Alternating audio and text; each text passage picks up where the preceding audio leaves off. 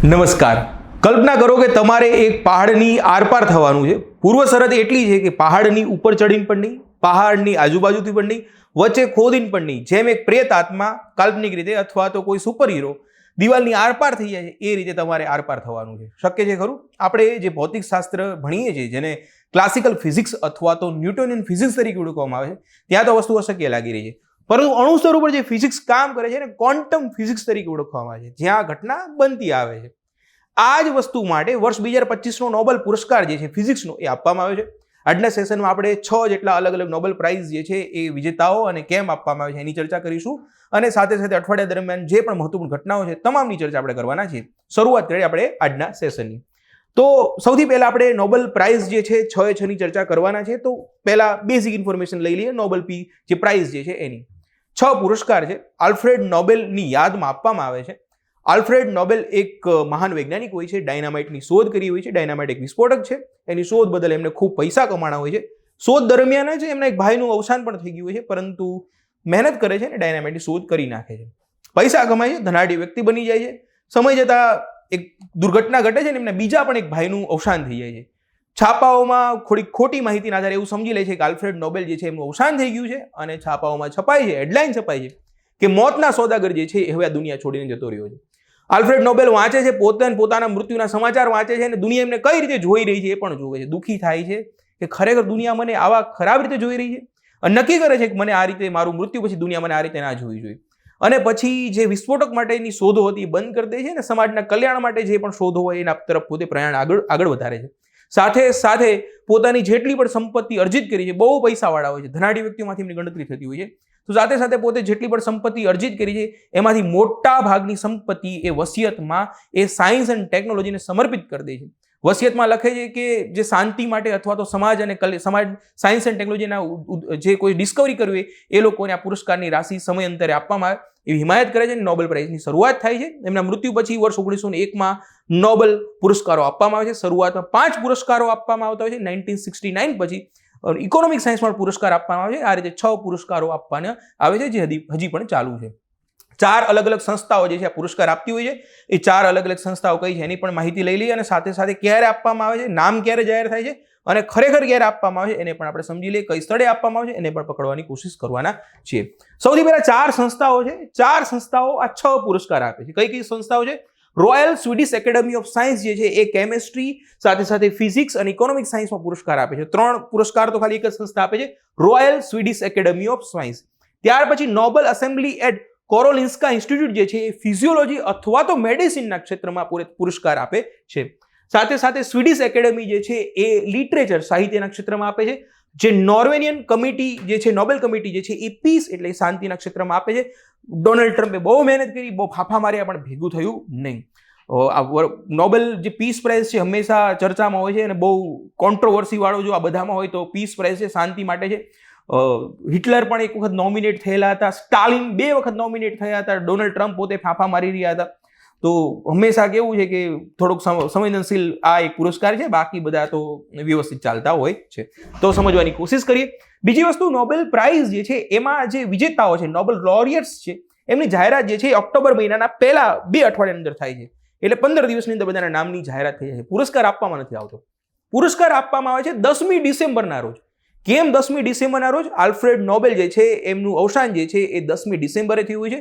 એમની ડેથની ડેટ છે અને આ દિવસને નોબેલ ડે તરીકે પણ ઉજવવામાં આવે છે.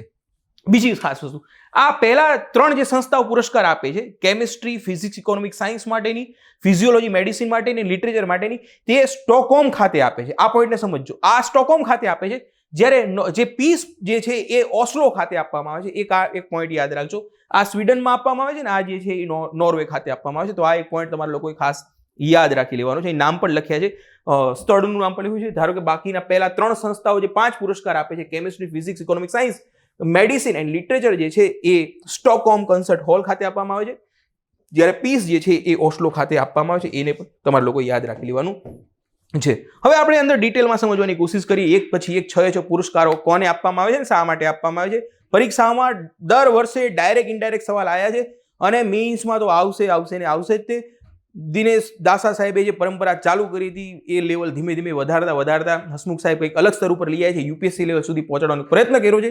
240 નંબરની જીપીએસસી મેન્સ જે લોકોએ આપી છે, લોકોને ખબર છે કે આપણે હવે કઈ રીતે આગળ વધવું જોઈએ. તમે લોકોએ જે અલગ અલગ પરીક્ષાઓ જોવો છો, હવે ક્લાસ 3ની પણ પરીક્ષામાં એનાલિટિકલ એપ્રોચ ખૂબ જરૂરી છે. તો માટે શાંતિથી સમજવાની કોશિશ કરજો. 25 30 40 વર્ષ આ લોકોએ મહેનત કરી છે, તો કંઈક થોડું ટફ તો હશે, લાગશે, પણ આપણે એને સરળ શબ્દોમાં સમજવાની કોશિશ કરવાના છીએ. સૌથી પહેલા ફિઝિક્સની વાત કરવામાં આવે તો ફિઝિક્સમાં જ્હોન ક્લાર્ક, ડેવોરેટ એન્ડ માર્ટિનિસ આ 3 વ્યક્તિઓને પુરસ્કાર આપવામાં આવે છે. અહીં આપણે આ ચર્ચા કરતા પહેલા હજી એક નાનકડું અગત્યની ઇન્ફોર્મેશન છે કે પુરસ્કાર જે છે એ વ્યક્તિઓને અને સંસ્થાઓને આપવામાં આવે છે. સમજો, વ્યક્તિઓને પણ આપવામાં આવે અને સંસ્થાઓને પણ આપવામાં આવે. બીજું, મેક્સિમમ લિમિટ સેટ કરી છે કે 1ને પણ અપાય, 2ને પણ અપાય, 3ને પણ અપાય, 3થી વધુ ના અપાય. તો મેક્સિમમ 3થી વધુ વ્યક્તિઓ માટે પસંદ થઈ શકતા નથી. મેક્સિમમ 3ની લિમિટ છે. ઘણીવાર જોશો 1ને આપે છે, ઘણીવાર 2ને આપે છે, ઘણીવાર 3ને, 4 ક્યારે તમે જોશો નહીં. વ્યક્તિઓની સાથે સંસ્થાઓને પણ આપે છે, એ પણ તમારે લોકો ખાસ યાદ રાખવાનું છે. હવે શા માટે આપ્યો છે એ નીચે લખેલું, પહેલા આપણે એને વાંચીએ, પછી આપણે તોડવાની કોશિશ કરીએ. તો આ પુરસ્કાર આપવામાં આવે છે. મેં તમને લોકોને શરૂઆતમાં કીધું કે આપણે ખરેખર પહાડને ખોદી શકીએ છીએ ખરા, તો નથી ખોદી, આપણે પાર નથી થઈ શકતા. પરંતુ ક્વોન્ટમ લેવલ ઉપર, અણુના સ્તર ઉપર જે ફિઝિક્સ કામ કરે છે, જેને આપણે ક્વોન્ટમ ફિઝિક્સ કહીએ છીએ, ત્યાં તો કામ કરી રહ્યું છે. તો કેમ કરી રહ્યું છે, કઈ રીતે થઈ રહ્યું છે, એને સમજવા માટેનો પુરસ્કાર છે. આ ક્વોન્ટમ ટનલિંગ કામ કઈ રીતે કરે છે એ આ લોકોએ બતાવ્યું છે. હવે સમસ્યા શું હતી, પોઈન્ટને સમજો કે અણુના સ્તર ઉપર થઈ રહી ઘટના છે. અણુના સ્તર ઉપર જે ઘટના થઈ છે, શું આપણે એને થોડાક મોટા સ્તર ઉપર લાવી શકીએ છીએ ખરા? એકદમ અણુ ઉપર થઈ રહી છે, તો હાથમાં રાખી શકાય એવા ડિવાઇસમાં લોકોએ પ્રૂવ કર્યું છે. તો સમજો, જે ઘટના માઇક્રો લેવલે બની રહી છે, પહેલો શબ્દ પહેલા સાદું સમજીએ, પછી મોટું સમજવાની કોશિશ કરીશું. જે ઘટના માઇક્રો સ્તર ઉપર બની રહી છે, એ ઘટનાને આ લોકોએ મેક્રો સ્તર ઉપર લઈ આવ્યા છે. એક હાથમાં રાખી શકાય એવા ડિવાઇસમાં પ્રૂવ કર્યું છે. પકડીએ આપણે કઈ રીતે, પહેલા વાંચીએ. For the Discovery of macroscopic quantum mechanical tunnelling. તો મેં હમણાં તમને જે ટનલિંગ બતાવી એકદમ અણુ સ્તર ઉપર બને છે, એ લોકો માઇક્રો સ્તર ઉપર બને છે. આ લોકો એને મેક્રોસ્કોપિક ઉપર લઈ આવે, હાથમાં રાખી શકાય એવા ડિવાઇસ ઉપર લઈ આવે. હવે આપણે એક્ઝેક્ટ સમજીએ કે ક્વોન્ટમ ટનલિંગ કામ કઈ રીતે કરે છે. આ લોકોએ જે પ્રૂવ કર્યું છે એને સાદી ભાષામાં આપણે સમજવાની કોશિશ કરીએ. તો આરપાર થઈ રહ્યું છે, સમજો. આપણે નથી થઈ શકતા, પણ ક્વોન્ટમ આપણું જે ફિઝિક્સ કામ કરે છે એને ક્લાસિકલ અથવા ન્યૂટનની ફિઝિક્સ તરીકે ઓળખવામાં આવે છે. ત્યાં કામ નથી કરતું, પરંતુ એકદમ ક્વોન્ટમ લેવલે આ ઘટના બની રહી છે. વચ્ચે અવરોધક છે, આ એક પ્રકારનું અવરોધક છે, આ એક પ્રકારનું પોટેન્શિયલ અવરોધક છે, બેરિયર જે છે. ત્યાંથી ઇલેક્ટ્રોન જે છે, એ ઇલેક્ટ્રોન જે છે એક લેવલથી વચ્ચે કોઈક અવરોધક આવી જાય, છતાં પણ આગળ પહોંચી જાય છે. ધારો કે હું અહીંથી બોલ ફેંકી રહ્યો છું, આ દિવાલને ભટકાડું છું, તો દિવાલને ભટકાઈ સુધી પાછો આવશે. પરંતુ ક્વોન્ટમ સ્તર ઉપર એવી ઘટના બની છે કે દિવાલ ઉપર આપણે દડોને ભટકાડીએ છીએ, તો 50 વખત દડો નાખશું તો એ બની શકે એવી સંભાવના છે કે 51મી વખતે દડો બીજી બાજુ પહોંચી જાય. તો એ શોધના કારણે આ પુરસ્કાર આપવામાં આવ્યો છે. હવે આપણે આ જે ઘટના બની રહી છે એને થોડુંક ડિટેલમાં સમજવાની કોશિશ કરી. થોડું પકડજો એટલે મજા આવશે તમને લોકોને. હવે આટલું સમજીએ. આજે આખું તમને ચિત્ર બતાવવાનું છું, સમજાવવાનું છું. એ સરળ ક્યારે થશે, જ્યારે આપણે થોડા ઘણા શબ્દો જે છે એને સમજી લઈશું. તો પહેલા આપણે શબ્દોને સમજીએ. આ લિનિયર નથી, સમજો. આ લોકોની શોધ એટલી બધી 40 વર્ષ નાખ્યા હશે તો કંઈ પહેલું નથી કે 1 2 3 4 5 ફેક્ટ વાંચી લઈને સમજીએ. થોડું ઘણું આજુબાજુના માહિતીઓ પણ લઈ લઈએ કે શું કહેવા માંગે છે. તો 4-5 શબ્દો જે છે એ તમને લોકોને આશા રાખું છું ખબર હશે. ના ખબર હોય તો સમજાવી દઉં, શાંતિથી સમજવાની કોશિશ કરજો. તમે લોકોએ આપણે વીજળી પસાર કરીએ સાદી રીતે, તો વીજળી પસાર શેમાં જ થતી હોય કે એક તો એવા ધાતુ હોય જ્યાંથી પસાર થઈ શકે, તો આપણે એને વીજળીના સુવાહક કહીએ. અને પસાર ના થતી હોય, ધારો કે લાકડામાંથી વીજળી પસાર થાય નહીં, પ્લાસ્ટિકમાંથી વીજળી પસાર થાય નહીં, તો આપણે શું કહીએ કે વીજળીનું અવરોધક છે, અવાહક છે, અથવા સુવાહક નથી. અંગ્રેજીમાં કયા શબ્દો વાપરે છે પહેલા આપણે એને જોઈ લઈએ. ધારો કે વીજળી પસાર થતી નથી, ઇન્સ્યુલેટર, એટલે વીજળી જેમાંથી પસાર નથી થતી એવું કોઈ પણ તત્વ હોય એને આપણે ઇન્સ્યુલેટર તરીકે ઓળખીએ છીએ. પોઈન્ટને સમજો. ધારો કે લાકડું છે, પ્લાસ્ટિક છે, જ્યાંથી વીજ પ્રવાહ અથવા વીજળી જે છે અથવા ઇલેક્ટ્રોન જે છે એ પસાર થતા નથી. વીજળી ખરેખર છે શું? એક પ્રકારના ઇલેક્ટ્રોન જે છે, જે નેગેટિવ ચાર્જ છે અથવા ઇલેક્ટ્રોન જે છે એક જગ્યાએથી બીજી જગ્યાએ પસાર થઈ રહ્યા છે, બસ આ છે વીજળી. તો અહીંથી ઇલેક્ટ્રોન, લાકડામાંથી ઇલેક્ટ્રોન જે છે પસાર થઈ શકતા નથી. લોખંડમાંથી વીજળી, ઇલેક્ટ્રોન જે છે પસાર થઈ શકે, વીજળી પસાર થઈ શકે છે. તો જે પસાર નથી થઈ શકતા આપણે એને ઇન્સ્યુલેટર કીધા. જે પસાર થઈ શકે ઇલેક્ટ્રોન અથવા વીજળી, એને આપણે કંડક્ટર તરીકે ઓળખીએ છીએ. બસના કંડક્ટર નથી, આ કંડક્ટર છે. વીજળી જેમાંથી પસાર થઈ જાય છે એને કંડક્ટર તરીકે ઓળખવામાં આવે છે. તો હજી એક કન્સેપ્ટ છે. તમે લોકોએ એક વસ્તુ જોઈ હશે કે ઘણીવાર આપણા ઘરમાં વાયર બળી જતા હોય છે. વાયર કેમ બળી જતા હોય? વાયર જે છે એ તો કંડક્ટર છે, વીજળી પ્રવાહ પસાર થતી હોય છે, પણ એમાં ઘણી બધી ઇમ્પ્યોરિટીઝ હોય છે, અશુદ્ધિઓ હોય છે, બીજા બધા તત્વો આડાવડા હોય છે, જેથી ઇલેક્ટ્રોન પસાર થતા એ બીજા બધા તત્વો સાથે ભટકાતા હોય. ભટકાય એટલે શું થાય? ઇલેક્ટ્રોન પાછા ગરમ, એ આજુબાજુનું વાતાવરણ જે છે એ ગરમ થઈ જતું હોય. ગરમ થઈ જાય એટલે વાયર જે છે એ બળી જતા હોય છે, અને ડિવાઇસ અથવા તો જે ઘરના વાયરિંગ છે એ બળી જતા હોય. ઘરનામાં તો ચાલી જાય, તો વિચાર કરો કોઈ સેટેલાઇટ છે અથવા તો કોઈ મોટી કંઈક મશીન ચાલી રહ્યું છે, એમાં આ પ્રકારનું થતું હોય તો ત્યારે તો બહુ મોટો ઇસ્યુ થઈ જતો હોય. ધારો કે કોઈ સેટેલાઇટ લઈને જઈ રહ્યા છે અને વચ્ચે અંદર એસ્ટ્રોનેટ છે ને એવી રીતના વાયરિંગ બળી જાય તો મોટા લોચા થઈ જાય. જેથી કરીને વૈજ્ઞાનિકો વિચાર્યું કે હવે આપણે એવું કરી શકીએ કે વચ્ચે આ બળી કેમ જાય? ખબર પડી કે વચ્ચે ઇમ્પ્યોરિટી છે, અશુદ્ધિઓ છે, બીજા બધા આડાવડા તત્વો ભરેલા છે, એના કારણે ભટકાય છે, એના કારણે ગરમ થઈ જાય છે. તો વચ્ચે કોઈ પણ પ્રકારની અશુદ્ધિ ના રહે એવું કંઈક કરી નાખ્યું તો એ લોકોએ વિચાર્યું ચલો આપણે શોધ કરીએ. શોધ કરતા 1911માં હાઇકી નામના એક વૈજ્ઞાનિકે શોધ કર્યું કે આપણે ખરેખર જે કંડક્ટર છે, જે વીજળી પસાર કરે છે, એવાને જો આપણે ઠંડુ કરી નાખીએ તો એક ક્રિટિકલ ટેમ્પરેચર આવે ત્યારે એને ઠંડુ કરતા એવું ઠંડુ કરી નાખવાનું, એક નિશ્ચિત પ્રકારનું દરેક એલિમેન્ટ માટે અલગ અલગ હોય, અને ઠંડુ કરી નાખીને એટલે જે ઇલેક્ટ્રોન જે છે એ કોઈ પણ પ્રકારના હર્ડલ વગર, કોઈ પણ જાતે ઘર્ષણ કર્યા વગર બહુ શાંતિ સ્મૂથ રીતે પસાર થઈ જાય છે. એટલે ઇલેક્ટ્રિસિટી ગજબની પસાર થઈ જાય છે. મર્ક્યુરી જે છે એ કંડક્ટર છે, એને 4 ડિગ્રી સુધી ઠંડુ કર્યું. ખબર પડી કે આ તો સુપર કંડક્ટર થઈ ગયું છે, એક સુપર પાવર આવી ગયું છે કે અહીંયા કોઈ પણ ઘર્ષણ જ ના થાય, ઇલેક્ટ્રોન જે છે, વીજળી છે એ ફટાફટ નીકળી જતી હોય. તો ધીમે ધીમે પછી નક્કી કર્યું કે જ્યારે આપણે કોઈ અવરોધક વગર વીજળી જે છે, ઇલેક્ટ્રોન જે છે પસાર કરવાનો હોય તો આપણે એવા તત્વો બનાવી શકીએ છીએ, એને એકદમ ક્રિટિકલ ટેમ્પરેચર ઉપર ઠંડુ કરીને, સમજો, ઠંડુ કરીને. તો એવા એલિમેન્ટને સુપર કંડક્ટર તરીકે ઓળખવામાં આવે છે. તમે અત્યારે કોઈ પણ છાપા વાંચશો, 15 દિવસમાં જોશો, બીજો એક શબ્દ તમે લોકો વારંવાર જોતા હશો, એ છે સેમી કંડક્ટર. તો કંડક્ટર ખબર પડી ગઈ, સુપર કંડક્ટર ખબર પડી ગઈ, હવે આવી ગયું સેમી કંડક્ટર. બહુ અગત્યનું છે સેમી કંડક્ટર શું છે. અત્યાર સુધી મેં ચર્ચા કરીમાં શું મેં ચર્ચા કરી કે વીજળી જે ઇલેક્ટ્રિસિટી જે છે પસાર કરવાની કેમ કરવાની છે, કે લાઇટ આપણે સામાન્ય રીતે વીજળી પસાર કરશું, શું આવશે? લાઇટ આપણા સમક્ષ આવી રહી છે, અથવા કોઈ ડિવાઇસ છે ચાલુ થઈ રહ્યા છે, એસી ચાલુ થાય, ટીવી ચાલુ થાય, એને ઉર્જા મળે, ઇલેક્ટ્રિસિટી શું થાય? એને ઉર્જા મળે, ચાલુ થઈ જતા હોય. અને ઇલેક્ટ્રિસિટીમાં શું હોય? ઇલેક્ટ્રોન્સ હોય. પણ એનો ઉપયોગ ખાલી એટલો ને એટલો નથી, એનો બીજો પણ બહુ મોટો ઉપયોગ છે. એ છે કોઈકને મેસેજ પહોંચાડવા માટે. પોઈન્ટને સમજવાની કોશિશ કરજો. આખું જે ઇન્ફોર્મેશન અને કોમ્યુનિકેશન ટેકનોલોજી જે છે એ આના ઉપર ટકેલી છે. ધારો કે મારે તમને મેસેજ પહોંચાડવો છે તો કઈ રીતે પહોંચાડી શકું? હું તમને લોકોને એક તો મેસેજ પહોંચાડવા માટે તમને લોકોને ટપાલ લખી શકું, પરંતુ વિચાર કરો ઉર્જાના માધ્યમથી શું તમને મેસેજ પહોંચાડી શકું? અલગ રીતે સમજવાની કોશિશ કરજો. ધારો કે મેં અહીંથી તમને લોકોને વીજળી મોકલી, અહીંથી મેં ચાલુ કરી, અહીંથી વીજળી મોકલીને મેં ધારો સ્વિચ પાડીને તમારો બલ્બ ચાલુ થઈ ગયો અને પાછો મેં બંધ કરી દીધો. તમને લોકોને ખબર પડી બલ્બ ચાલુ કર્યો, બંધ કર્યો, બલ્બ ચાલુ કર્યો. એવી રીતના ધારો કે 5 વખત બલ્બ ચાલુ કરું, 5 વખત બંધ કરું, એટલે તમને કંઈક મેસેજ 5 વખત બલ્બ ચાલુ કરું એનો મતલબ એવો છે કે મેં કાળો શર્ટ પહેર્યો છે.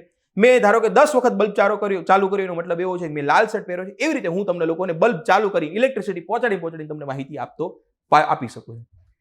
આવી જ રીતે ઇલેક્ટ્રોન, આ તો હું તમને મોટા સ્તર ઉપર કીધું છે, પણ આવી જ રીતે આપણે એક ડિવાઇસથી બીજા ડિવાઇસને આવી રીતે માહિતી પહોંચાડી કઈ રીતે પહોંચાડી શકાય?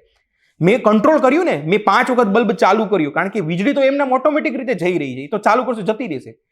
મેં કંટ્રોલ કર્યું, મેં સ્વિચ ચાલુ કરીને બંધ કરી, મેં એના ઉપર એક પ્રકારનું નિયંત્રણ મૂક્યું છે. હવે વિચાર કરો કે હું આવું હજી થોડું વ્યવસ્થિત અને બહુ સટીક રીતે કરી શકું ખરું?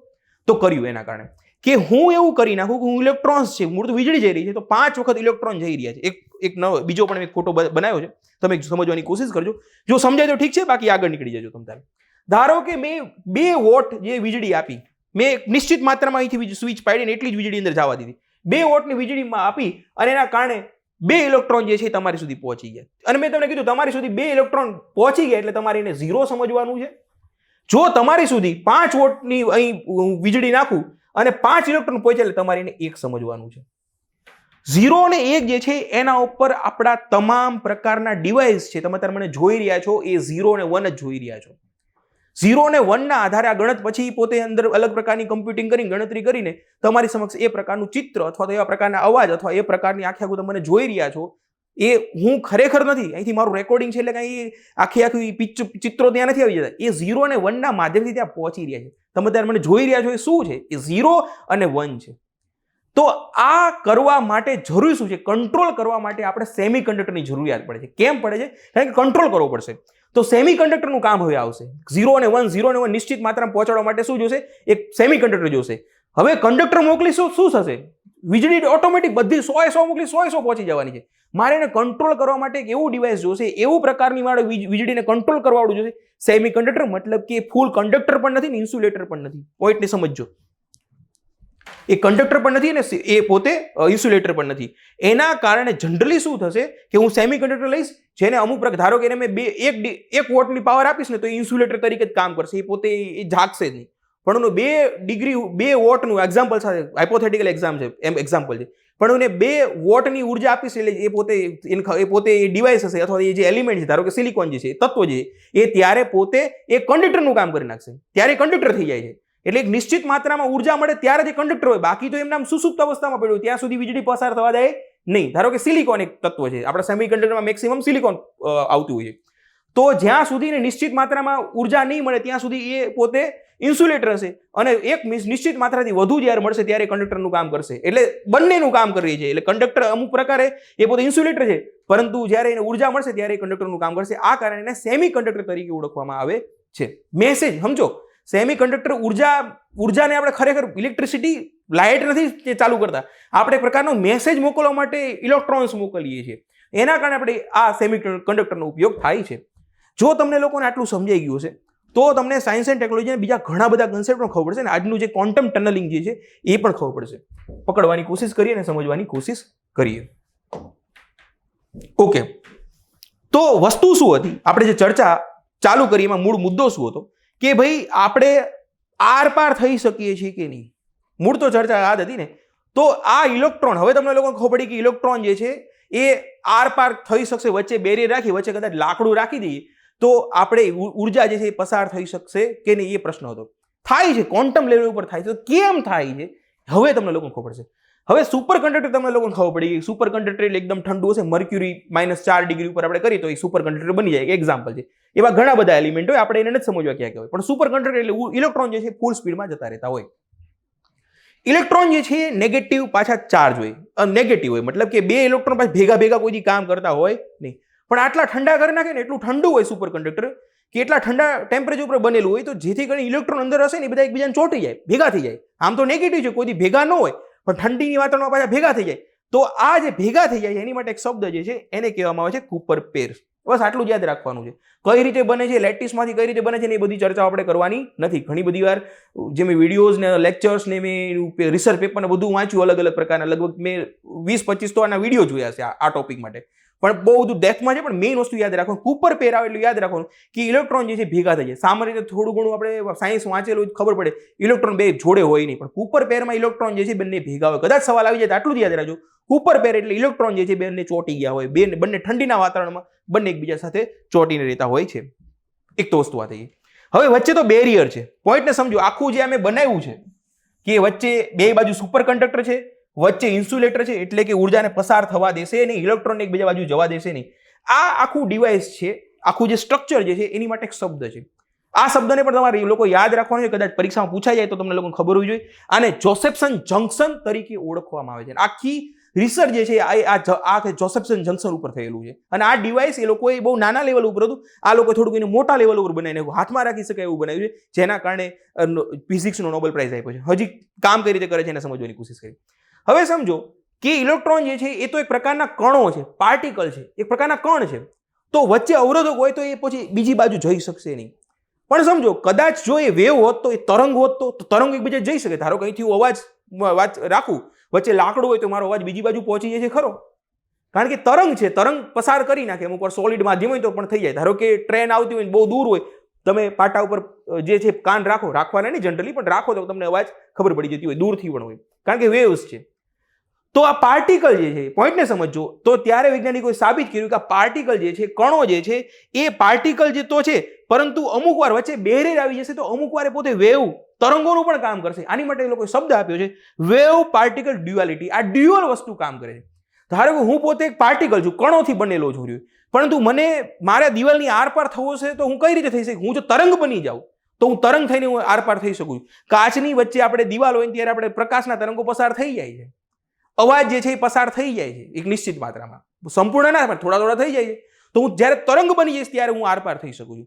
તો આ ઇલેક્ટ્રોન જે છે એ પોતે ડ્યુઅલ, એ લોકોની ડ્યુઅલિટી છે, વેવ પાર્ટિકલ ડ્યુઅલિટી છે, બેનું પણ ડ્યુઅલ છે, બંને વસ્તુ થઈ જાય છે, જેના કારણે આ ઇલેક્ટ્રોન જે છે આ બાજુથી આ બાજુ જતા રહે છે. આ જે પેર જે છે એને કૂપર પેર તરીકે ઓળખવામાં આવે છે. આ પણ તમારે લોકો ખાસ યાદ રાખવાનું છે. અહીં શોધથી સાબિત શું થયું આટલું તમને લોકોને ખબર પડી ગઈ છે. આટલું જ સમજવાનું છે. જેટલું ભલે થોડું ખબર પડી તો પણ વાંધો નથી. આપણે પ્રશ્નો કેવા આવશે એ પણ હું તમને લોકોને કહીશ. અહીંથી એક વસ્તુ સાબિત થઈ, કારણ કે પહેલા કેવું હતું, માઇક્રો લેવલ ઉપર હતું. આ વૈજ્ઞાનિકો એને મેક્રો મોટા સ્તર ઉપર બનાવી નાખ્યું. હવે એ મેક્રો સ્તર ઉપરથી આપણે ઓબ્ઝર્વેશન એટલે કે આના ઉપર રિસર્ચ વધુ વ્યવસ્થિત કરી શકશું, જેના કારણે અત્યારે આવનારી જે સાયન્સ એન્ડ ટેકનોલોજી, ખાસ કરીને ક્વોન્ટમ સ્તર ઉપર જે પણ ટેકનોલોજી કામ કરી રહી છે, ત્યાં આપણે મોટા રિસર્ચ જે છે એ સાબિત થવાના છે. વધુ આપણે ટેકનોલોજીમાં બહુ આપણે આગળ વધી જવાના છે, જેના કારણે આપ્યું છે. તો એ કીધું છે પોટેન્શિયલ બેરિયરની બીજી બાજુ એક બેરિયર છે, અવરોધક છે, પોટેન્શિયલ છે, એની બીજી બાજુ પણ આપણે પહોંચી શકીએ છીએ.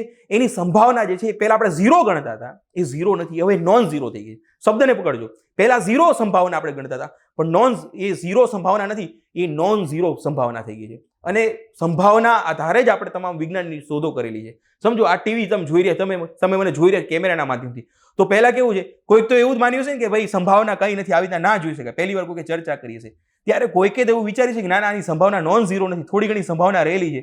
અને જ્યારે નોન ઝીરો સંભાવના થાય, શૂન્ય નથી સંભાવના, મતલબ કે સંભાવના હજી છુપાયેલી છે, ત્યારે જ વિજ્ઞાનની અને ટેકનોલોજીમાં કંઈક ઉદ્ધાર થતો હોય છે, ત્યારે જ નવી શોધો થતી હોય છે, અને ત્યારે જ કંઈક ક્રાંતિકારી વસ્તુઓ આવતી હોય છે. તો આટલી વસ્તુ તમારે લોકો ખાસ તમને લોકોને ખબર પડી ગઈ છે કે અહીંથી ઇલેક્ટ્રોન જે છે એ દડા હું 50 વખત ફેંકું છું, ઇલેક્ટ્રોન ગણી લો તમે, આવા હું 50 વખત દડા ફેંકું તો ભટકાઈને પાછા આવશે સામાન્ય રીતે, પણ અમુક 1-2 દડા તો ઓલી બાજુ જતું રહેવાના છે. આને કહેવામાં આવે છે, આ ક્વોન્ટમ સ્તર ઉપર બની રહ્યું છે, આને ક્વોન્ટમ ટનલિંગ કહેવામાં આવે છે, માઇક્રો સ્તર ઉપર બની રહ્યું છે. પરંતુ આ વૈજ્ઞાનિકો એને મેક્રો લેવલ પર થોડા હાથમાં રાખી શકાય એવા ડિવાઇસો બનાવ્યું છે, જેના કારણે આ વર્ષનો ફિઝિક્સનો નોબેલ પુરસ્કાર આ લોકોને આપવામાં આવ્યો છે. ઉપયોગ ક્યાં થશે આપણે એને પણ સમજવાની કોશિશ કરી નાખીએ. આ જે વસ્તુનો ઉપયોગ જે છે ક્યાંથી થશે સમજો. બહુ આપણી જે મેમરી કામ કરતી હોય છે બહુ ઝીણા ઉપર સ્તર ઉપર કામ કરતી હોય છે. ધારો કે ફ્લેશ મેમરી છે, તમે તમારા લેપટોપમાં SSD હશે, પહેલા હાર્ડ ડ્રાઈવ આવતી, તો માહિતી મૂળ વાત શું કરી મેં તમને, ઇલેક્ટ્રોન પહોંચી રહ્યા છે, ઇલેક્ટ્રોનથી જ માહિતી મળી રહી છે. તમારા ડિવાઇસમાં સેવ પણ કોઈ પણ વસ્તુ કઈ રીતે થઈ રહી છે, 0 અને 1 ના માધ્યમથી જ થઈ રહી છે. વધુ ડિટેલમાં ના સમજો, પણ 0 અને 1 ના માધ્યમથી થઈ રહી છે. તો અહીંથી હવે માહિતીને સંગ્રહિત કરવાની વધુ નાની વસ્તુ આપણી પાસે આવશે. તમે લોકો વિલો ચિપ જોજો, પહેલા કમ્પ્યુટર મોટા હતા, ધીમે નાના કરી નાખ્યા. હવે આપણે ક્વોન્ટમ સ્તર ઉપર આવી ગયા, હજી આપણી પાસે ડિવાઇસ નાના થતા જશે.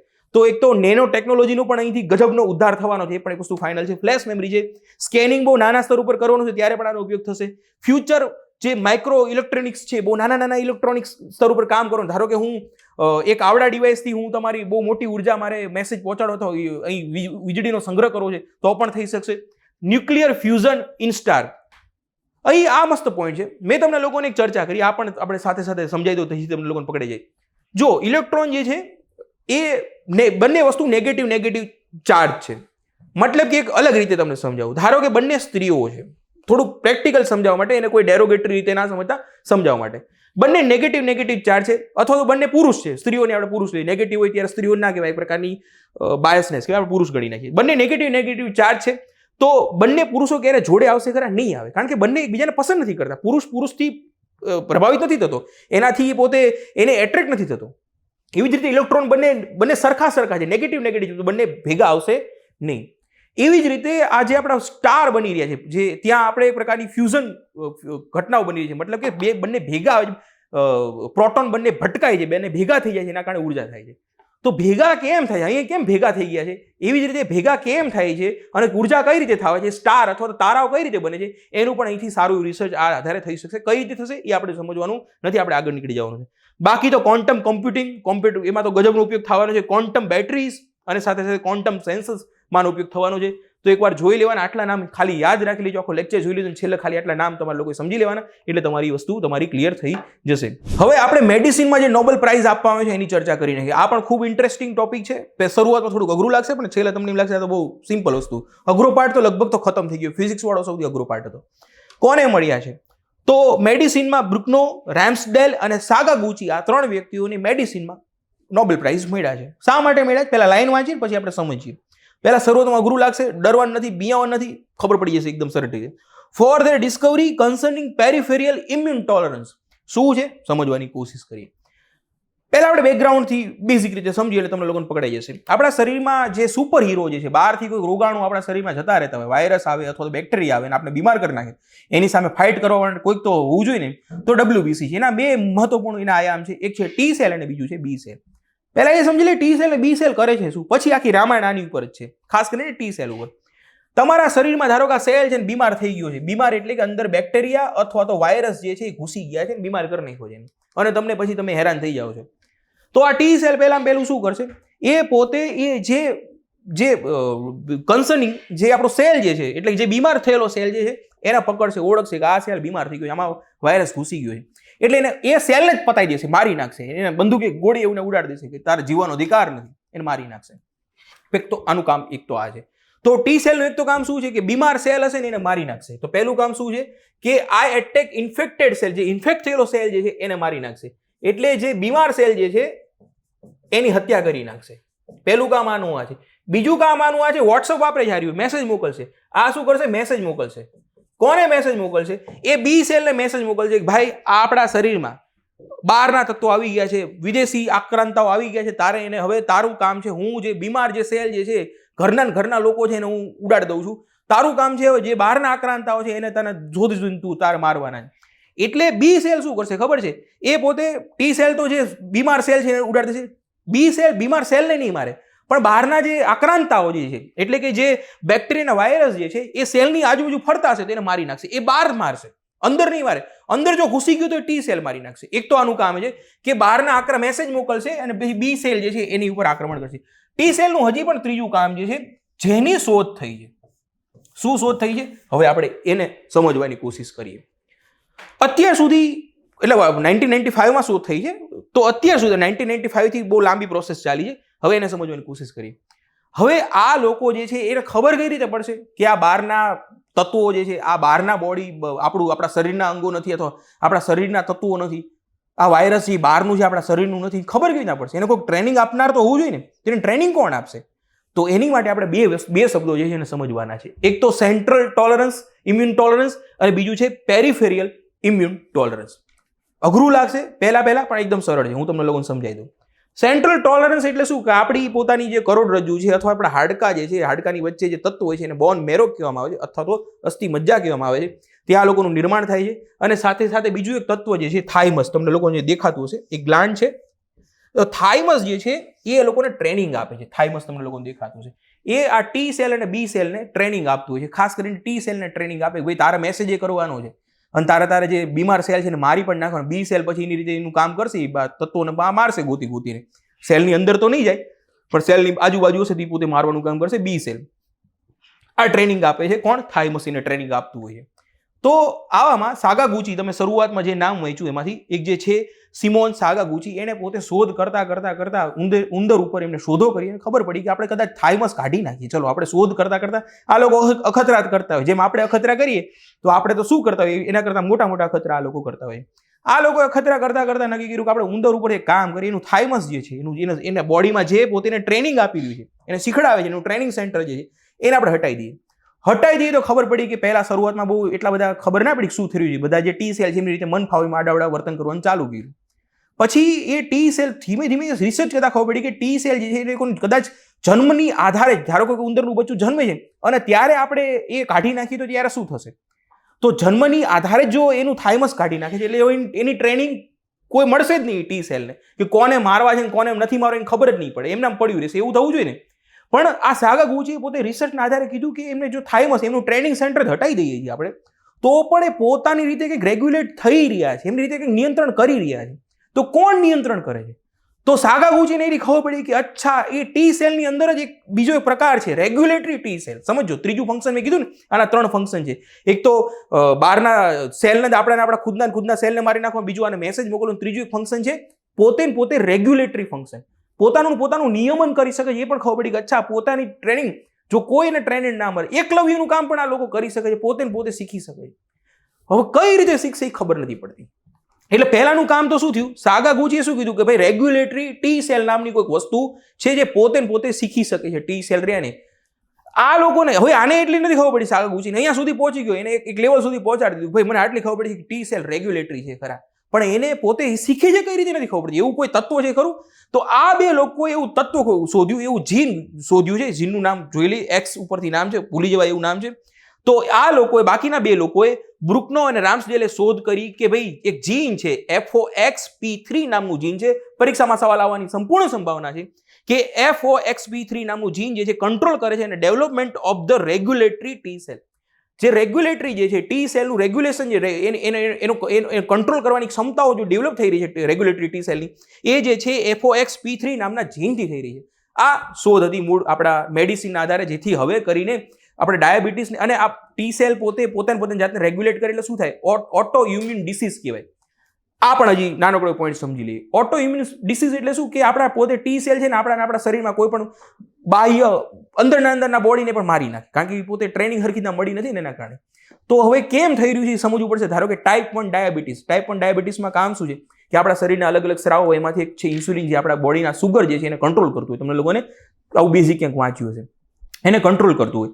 તો એ જે સ્રાવ જે છે એની ઉપર આક્રમણ કરી નાખે છે. તો એના કારણે આપણે ડાયાબિટીસ થઈ જાય છે. એની સાથે એન્થ્રેટાઇટિસ, બીજો પણ એક નામ છે, હું ભૂલી ગયો પાછું એક્ઝેક્ટ શબ્દ, કારણ કે પ્રોનાઉન્સિએશન અગત્યનું છે. આર્થરાઇટિસ, આપણા શરીરમાં તમે લોકો સાંધાના દુખાવો થઈ જતા, ઘણા બધાના આંગળાઓ ખરી જતા હોય છે, એને આર્થરાઇટિસ કહેવાય.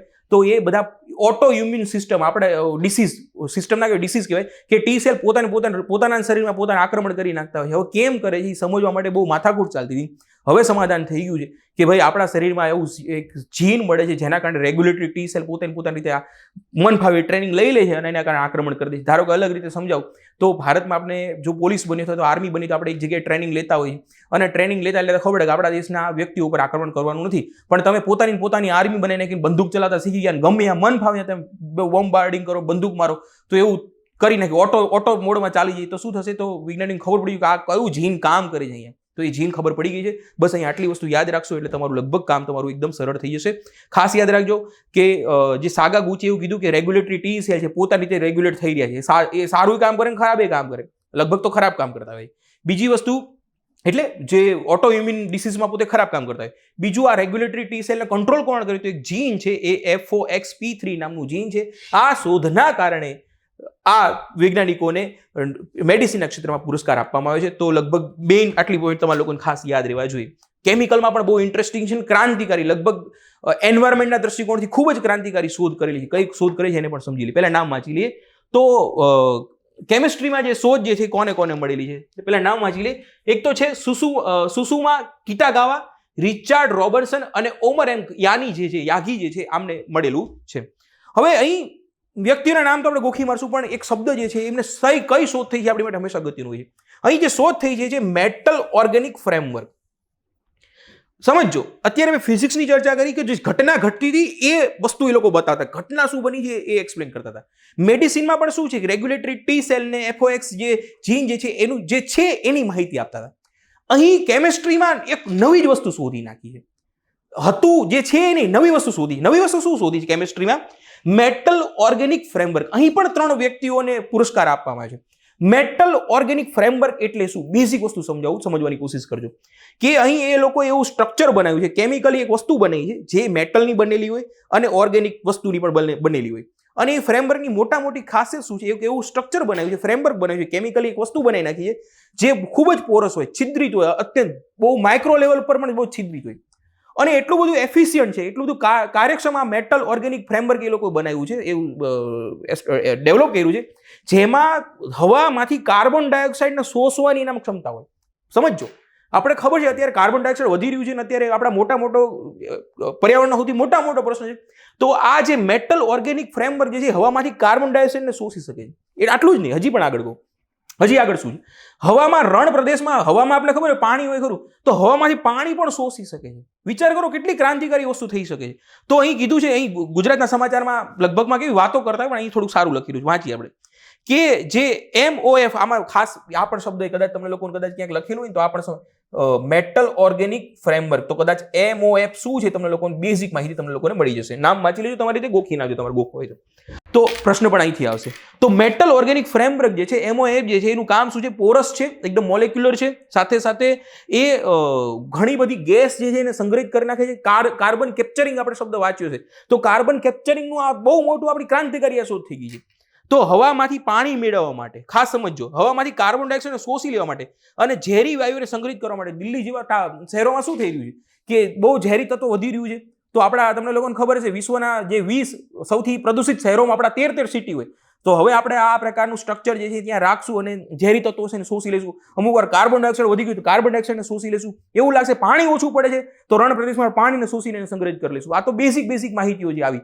તો બસ આટલી વસ્તુ અહીં કેમિસ્ટ્રીમાં પણ યાદ રાખી લઈશું એટલે તમને લોકોને તકલીફ પડશે નહીં. થોડા ઘણા પોઈન્ટ્સ મેં મૂક્યા છે એને પણ જોઈ લે. કદાચ પ્રશ્ન તમને એપ્લિકેશનમાંથી તમને લોકોને ખ્યાલ હશે કે યુપીએસસી અને હવે હસમુખ સાહેબ પટેલ આવી ગયા છે ત્યારથી જે એપ્લિકેશન ઉપર સવાલ જે છે એ વધુ પૂછી રહ્યા છે. તમે શું વાંચ્યું છે નહીં, તમે શું સમજ્યા છો, એ સૌથી અગત્યનું હોય છે. તો શું સમજ્યા છે આપણે એના આધારે. ગેસ સ્ટોરેજ એન્ડ સેપરેશન શબ્દ એટલા માટે મૂકું છું કે તમને લોકોને વર્ડ્સ પણ ખબર હોવી જોઈએ. Gas storage and separation carbon capture and સ્ટોરેજમાંનું કામ લાગશે. હવામાંથી કાર્બન ડાયોક્સાઇડને શોષી લેવાનું કામ છે. કેટલિસ્ટ, કેટેલાઇસિસ નો મતલબ શું થાય છે આને પણ સમજી દો. કદાચ પરીક્ષામાં ક્યાંક ભટકાય તો તમને લોકોને વાંધો આવવો જોઈએ. કોઈ પણ પ્રક્રિયાને સ્પીડમાં કરવા માટે કોઈ પણ તત્વો પર એને કેટલિસ્ટ તરીકે ઓળખાય છે. બહુ સાદી રીતે સમજાવું. ધારો કે કપડાં ધોવા માટે પાણીથી આપણે કપડાં ધોઈએ છીએ, પરંતુ આપણે ડિટર્જન્ટ નાખીએ તો ડિટર્જન્ટ કામ શું કરે? એક કેટલિસ્ટનું કામ કરે, પ્રક્રિયાને સ્પીડમાં કરી નાખે. તો અહીં આ જે MOF જે છે, મેટલ ઓર્ગેનિક ફ્રેમવર્ક જે છે, એ કોઈ પણ ઘટનાને, કોઈ પણ જે રાસાયણિક પ્રક્રિયા જે છે એને સ્પીડમાં કરવા માટે જે પણ તત્વો વપરાય એને કેટલિસ્ટ તરીકે ઓળખવામાં આવે છે. મેં વાત કરી કે પાણીથી કપડાં ધોઈએ એની જગ્યાએ આપણે ડિટર્જન્ટ નાખી શું થાય છે? સ્પીડમાં કામકાજ થઈ જાય, એને કેટલિસ્ટ કહેવાય. તો અહીં કેટેલાઇસિસનું કામ કરે છે કે અહીં બીજા જે કેટલિસ્ટ છે એમાં આ તત્વોને ઉમેરીને, એટલે શું, સરફેસ એરિયા વધી જશે, અંદર વધુ સમય જશે, એના કારણે એ વધુ સ્પીડમાં કામ કરશે. વિચાર કરો, અલગ રીતે સમજાવું. ધારો કે આપણે એમને ડાયરેક્ટ પાવડર નાખી દો તમારી ડોલમાં અને તમે એકાદું એવું છિદ્રિત વસ્તુ લ્યો, એવો કાથો લ્યો, કાથો ખાસ કરીને, અને એમાં એ પાવડર નાખો પછી તમે ઘસો એની પ્રક્રિયા ઓર સ્પીડમાં થશે. તો એ રીતે આ MOF જે છે એ રીતે કામ કરવાનું છે. બીજું છે ફિલ્ટરેશન. કંઈક ચોખ્ખું કરવાનું તો એ કાથા જેવું છિદ્રિત હશે તો એક પ્રકારનું પોરસ હશે, એકદમ કાણા હોય તો કોઈ કાર્બન સ્ટોરેજ અને સેપરેશનમાં આ જ કરીએ છીએ, ચોખ્ખું કરીએ છીએ. ફિલ્ટરેશનમાં કામ લાગશે, સેન્સિંગમાં ખાસ કામ કરશે. વાંચીએ આપણે. ધ પ્રોપર્ટીઝ ઓફ MOF જે metal organic framework can change when certain molecules bind them making them useful for sensors તરીકે પણ કામ કરી શકે. ડ્રગ ડિલિવરીમાં પણ કામ કરશે. ધારો કે દવા જે છે એ એક્ઝેક્ટ માત્રામાં પહોંચાડવા માટે અને વધુ માત્રામાં પહોંચાડવા માટે અમુક વાર જરૂર, અમુક વાર ગળીએ ને ત્યારે પહોંચે ને એ ઓગળે ને વગેરે થાય, પરંતુ એક્ઝેક્ટ ડ્રગ પહોંચાડવું છે, દવા પહોંચાડવી છે, તો આના માધ્યમથી શું થશે? બહુ મોટા સરફેસમાં અને બહુ સ્પીડમાં, ઝડપી આપણે આ જે છે ડ્રગ ડિલિવરીમાં પણ આનો ઉપયોગ કરી શકશું. મતલબ કે થોડુંક થિંકિંગ જે છે એ બ્રોડ કરવું પડશે, ત્યારે તમને આવા પોતાના પોઈન્ટ જે છે એ સમજાશે. તો આ એક આનો ઉપયોગ હતો ખાસ કરીને. ત્યાર પછી ખાસ કરીને ઇકોનોમિક્સ, સાયન્સમાં, અર્થશાસ્ત્રમાં નોબેલ પ્રાઇઝ કોને આપવામાં આવે છે? શબ્દોની માયાજાળ એટલી જોરદાર છે કે પકડશો તો ખબર પડશે. કારણ કે અમુક વાર તમને એક શબ્દ અત્યારે હું સ્પીડમાં બોલી જાઉં છું, ફટાફટ કહું છું, પરંતુ થોડુંક વાંચવું પડે છે. નોબેલ પ્રાઇઝના કારણે જ થોડુંક લેટ થયું છે આ જે વીકલી કરંટ અફેર, કારણ કે બધાને વાંચવા પડે.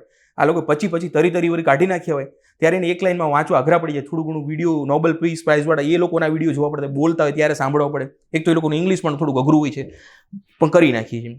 તો કેમ મળેલું છે? તો ઇકોનોમિકમાં બહુ બેઝિક છે, પણ એક બે શબ્દ અગત્યના છે.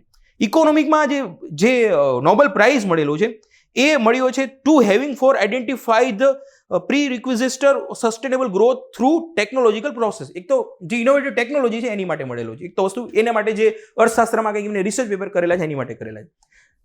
શું કરે છે આપણે એને જ સમજવાનું, સમજો. પણ હજી શબ્દો જો મળતા હોય તો ઇકોનોમી પકડી લેવાના છે. બીજું લખ્યું છે કે for the theory of sustainable growth through creative destruction. Creative destruction એક શબ્દ છે. પરીક્ષામાં જો તમને લોકોને ક્યાંક ક્રિએટિવ ડિસ્ટ્રક્શન એવો શબ્દ આવી જાય તો ફાફા પડી જાય કે ક્રિએટિવ ડિસ્ટ્રક્શન એટલે શું. તમને લોકોને ખબર છે ભગવાન શિવ પોતે તાંડવ નૃત્ય કરે છે, એક પ્રકારનું ડિસ્ટ્રક્શન કરે છે, પણ ક્રિએટિવ ડિસ્ટ્રક્શન છે ને, હું તમને 2 થી 3 એક્ઝામ્પલ આપીશ તમને લોકોને પડાઈ જશે. ક્રિએટિવ ડિસ્ટ્રક્શન એટલે શું કે એવો નાશ કરી રહ્યા છે જે નવું સર્જન પણ કરી રહ્યું છે. તમને લોકોને ખબર છે કે સૌથી પહેલા ઘોડાગાડી ચાલતી હતી અને ઘોડાગાડી હાલતી હતી તેના કારણે શું થતું, બીજું કોઈ વસ્તુ આવતી નહીં, પણ જેવું સ્ટીમ એન્જિન આવી ગયું તો ઘોડાગાડી જે છે એ આખી એનું ડિસ્ટ્રક્શન થઈ ગયું, એનો નાશ થઈ ગયો છે. પણ વાસ્તવિક રીતે તમને પહેલી દ્રષ્ટિએ શું લાગતું હોય? પોઈન્ટ સમજો, તમને લોકોને પકડાશે જે મૂળ મુદ્દા ઉપર આવું ત્યાં સુધી. પ્રથમ દ્રષ્ટિએ આપણને એવું જ લાગતું હોય ને કે કોઈ નવી ટેકનોલોજી આવી રહી છે તો નવી ટેકનોલોજી જે છે એ નાશ કરી નાખશે. ત્યારે જ એવું જ લાગતું હશે ને કે ઘોડાગાડીના જેટલા પણ લોકો ચલાવતા હતા બધાનો રોજગાર છીનવાઈ ગયો, હવે આગળ કશું જ નથી થવાના, બધા બેરોજગાર થઈ જશે અને ભૂખમરો આવી જશે. પણ શું ભૂખમરો આવ્યો ખરો? નથી આવ્યો. ત્યારે બેઝિકલી આપણે જે નવી વસ્તુઓ જે છે એની પ્રમાણે ટ્રેનિંગ લઈ છે એ પ્રમાણે જે બેરોજગાર થયેલો માસ છે એ પ્રમાણે આગળ વધે છે અને ખરેખર ઇકોનોમીને બહુ આગળ વધારે છે. જ્યારે કોમ્પ્યુટર આવ્યા ત્યારે પણ જ વસ્તુ થઈ હતી કે કમ્પ્યુટરના કારણે નાશ થઈ જશે, પણ ખરેખર શું સમાજનો નાશ થયો, વધુ ઇકોનોમી જે છે એ વિકસિત થઈ છે. ક્રિએટિવ ડિસ્ટ્રક્શન અત્યારે એટલા માટે ન્યૂઝમાં છે કે અત્યારે મોટા ભાગના બિઝનેસમેન, મોટા ભાગના લોકો એવું કહી રહ્યા છે કે આર્ટિફિશિયલ ઇન્ટેલિજન્સના કારણે આર્ટિફિશિયલ ઇન્ટેલિજન્સ જે છે એ માણસનું કામ લઈ લેશે, નહીં લઈ શકે. અને આખું રિસર્ચ પેપર જે છે ઇકોનોમીનું એ આના ઉપર જ છે કે આર્ટિફિશિયલ ઇન્ટેલિજન્સ જે છે અથવા તો કોઈ પણ નવી ટેકનોલોજી આવશે, નવું ઇનોવેશન આવશે, એ થોડા સમય માટે કેઓસની પરિસ્થિતિનું નિર્માણ કરશે, અવશ્ય કરશે. પરંતુ આગળ જતા ઇકોનોમિકના દ્રષ્ટિકોણથી સાબિત કર્યું છે કે કોઈ પણ નવી ટેકનોલોજી આવી જશે, આપણને એવું લાગશે જ કે હવે આનાથી અંત થઈ ગયો છે, પરંતુ એવું નથી હોતું. નવી ટેકનોલોજીના આધારે ધારો કે આર્ટિફિશિયલ ઇન્ટેલિજન્સ આવશે તો ઘણી બધી રોજગારો છીનવાઈ જશે, એ થોડા ઘણા સમય માટે કેઓસની પરિસ્થિતિનું નિર્માણ કરશે, પરંતુ ધીમે ધીમે ઇકોનોમી પોતાની રીતે જ એ નવું સર્જન કરી શકે છે. જેમ શિવના તાંડવથી આપણે પ્રથમ દ્રષ્ટિએ એવું જ લાગતું હોય છે કે સંસારનો નાશ થઈ ગયો છે, પરંતુ એક નવું નિર્માણ હોય છે. બસ આ જ વસ્તુ છે કે એન્શન્ટ ટાઈમથી જે ફિલોસોફી ચાલી રહી છે એ જ દ્રષ્ટિકોણથી અહીં પણ આપણે એને જોડી શકીએ છીએ, યાદ રાખી શકીએ છીએ. આને કહેવામાં આવે છે ક્રિએટિવ ડિસ્ટ્રક્શન, કે એક નવી ક્રિએટિવિટીના કારણે થોડાક સમય ડિસ્ટ્રક્શન થઈ રહ્યું છે, પરંતુ લાંબા સમયગાળા માટે નથી હોતું. એ હોય છે, મોટું કેઓસની પરિસ્થિતિ નિર્માણ કરે છે, પરંતુ સામે જે હ્યુમન જે છે એ અર્થવ્યવસ્થા જે છે એ પ્રમાણે પોતે એડજસ્ટ થઈ જાય છે. અર્થવ્યવસ્થા એડજસ્ટ, અને ખાસ કરીને જે કેપિટલિઝમ જે છે એ પોતે એ રીતે જ એડજસ્ટ થતી હોય છે કે પોતાનું બહુ મોટું નુકસાન તો થવા દેતી નથી. કોઈ એક વ્યક્તિથી સમાજમાં દરેક વ્યક્તિનું જ્યારે હિત છુપાયેલું હોય એ પ્રમાણે ઓટોમેટિક રીતે સિસ્ટમ ચાલતી આવી છે. આ એનો મૂળ કન્સેપ્ટ છે અને એના કારણે લોકોને નોબેલ પ્રાઇઝ જે છે એ આપવામાં આવે છે. ખાસ કરીને જે નવી ટેકનોલોજી છે એના દ્રષ્ટિકોણથી આ ચર્ચા કરવામાં આવી છે. ત્યાર પછી તો હવે નોબેલ જે પીસ પ્રાઇઝ જે છે કોને આપવામાં આવ્યું છે તો ખાલી નામ આમાં યાદ રાખીશ તો પણ ચાલશે. જે વેનેઝુએલાના નેતા છે મારિયા કોરિના માચાડો જે છે એમને આપવામાં આવે છે, ખાસ એ પણ યાદ રાખી લેજો. ત્યાર પછી જે લિટરેચરમાં આપવામાં એનું પણ નામ આપણે ખાસ યાદ રાખી લેવાનું છે. યાદ નહીં રાખશો ચાલશે, ખાલી એકવાર નજર ફેરવી લેજો કારણ કે નામ યાદ રહેશે નહીં. લાઝલો ક્રાન્ઝનો હોકાઈ જે છે એમને સાહિત્યનું પુરસ્કાર આપવામાં આવ્યું છે. એમની પ્રથમ નવલકથા જે છે એનું નામ વાંચજો તમે, સેતન તાંગો જે છે એમની પ્રથમ નવલકથા છે. સેતન તાંગો જે છે એ એના આધારે ફેમસ ત્યાંથી થયેલા છે. પહેલી જ નવલકથા ત્યાંથી ફેમસ થઈ ગયા છે અને 7-8 કલાકની મૂવી બનેલી છે એના ઉપર. અને બહુ આજુબાજુના પ્રદેશોમાં બહુ મોટું એમનું નામ હતું, ખાસ કરીને હંગેરીના છે. રોમાનિયા અને હંગેરી બંને જગ્યાએ એમને ફેમસ છે. એકવાર હંગેરી દેશ જે છે એના મેપને ખાસ તમે લોકો જોઈ લેજો, કદાચ પરીક્ષામાં પ્રશ્ન જે છે આવી જાય તો તમને લોકોને ખબર હોવી જોઈએ. તો આટલા જે મેઇન હતા એ નોબેલ પ્રાઇઝની ચર્ચા કરી. હવે આપણે બાકીના જનરલ જે ન્યૂઝ છે એને પણ જોવાની કોશિશ કરીએ. ઓકે, તો બાકીના ન્યૂઝને ધીમે ધીમે જોવાની કોશિશ કરીએ. ન્યૂઝ શું છે કે યુનિયન મિનિસ્ટર પિયુષ ગોયલ જે છે ઇનોગ્રેટ્સ ધ યુપીઆઈ ઇન કટર. તો પરીક્ષામાં આ પ્રકારના સવાલો આવ્યા છે. 2025માં યુપીએસસીમાં જ સવાલ હતો કે નીચેનામાંથી કેટલા દેશોમાં યુપીઆઈ જે છે એ કામ કરી રહ્યું છે. તો જોતું રહેવાનું. આપણને આ બધા સવાલોમાં કઈ રીતે તમને ધારો કે વાંચ્યું છે ત્યારે કતર, તો પરીક્ષામાં યાદ આવી જાય કે અચ્છા કતરમાં હતું તો એ પ્રમાણે આપણે થોડા ટીકડા મારવામાં વાંધો આવે નહીં. એક તો વસ્તુ આ છે. બીજો કોઈ ડેટા અગત્યનો છે? બહુ અગત્યનો ડેટા છે. આપણે વિશ્વમાં ઓનલાઈન ટ્રાન્ઝેક્શન પૈસાનું કોઈ કરતું હોય, નાણાંનું કરતું હોય તો ભારત એમાં ટોપમાં છે. ઓનલાઈન ટ્રાન્ઝેક્શનમાં આપણે ટોપમાં ચાલી રહ્યા છે. ડેટા સમજવાની કોશિશ કરજો કે 85% ઇન્ડિયન ડિજિટલ પેમેન્ટ કરી રહ્યા છે. બહુ અગત્યની વસ્તુ છે. અને ગ્લોબલી અત્યારે વિશ્વમાં 50% જે ડિજિટલ ટ્રાન્ઝેક્શન થઈ રહ્યું છે એમાં ભારતીયોનો હિસ્સો છે. તો બહુ મોટી વસ્તુ છે કે વિશ્વમાં જેટલું પણ ડિજિટલ ટ્રાન્ઝેક્શન થાય છે એમાં 50% તો ખાલી ભારતીયો કરી રહ્યા છે. તો બહુ મોટી અને અગત્યની માહિતી જે છે એને તમારે લોકો ખાસ યાદ રાખવાની છે. તો આટલી વસ્તુ થઈ ગઈ. એકવાર સવાલો જોઈ લી તો જેથી તમને લોકોને ખબર પડે. યુપીએસસીનો સવાલ છે, which of the following is the most likely consequences of implementing the unified payment interface. તો યુપીઆઈનું ફૂલ ફોર્મ એ તમને લોકોને ખબર હોવી જોઈએ કે યુપીઆઈ આપણે જે ગૂગલ પે કરીએ છીએ બધું કામ શેના ઉપર કરે છે? યુપીઆઈના આધારે. તો યુનિફાઈડ પેમેન્ટ ઇન્ટરફેસ. આનું કામ શું હતું કે બેંક આપણા ખાતામાં પૈસા પડ્યા હોય અને એક એપ્લિકેશનનો ઉપયોગ કરીને આપણે એમાં બીજા કોઈના ખાતામાં પૈસા નાખી શકીએ. પહેલા ઓનલાઈન ટ્રાન્ઝેક્શન થતા જ હતા, એના પહેલા પણ શરૂઆત તો કરેલી હતી, પરંતુ કેવું આપણે આપણા બેંકમાં પૈસા હોય ને એમાંથી આપણે એકાદું વોલેટ લેવું પડે. મોબાઈલનું વોલેટ હોય એક પ્રકારનું, એ વોલેટમાં પૈસા નાખવા પડે.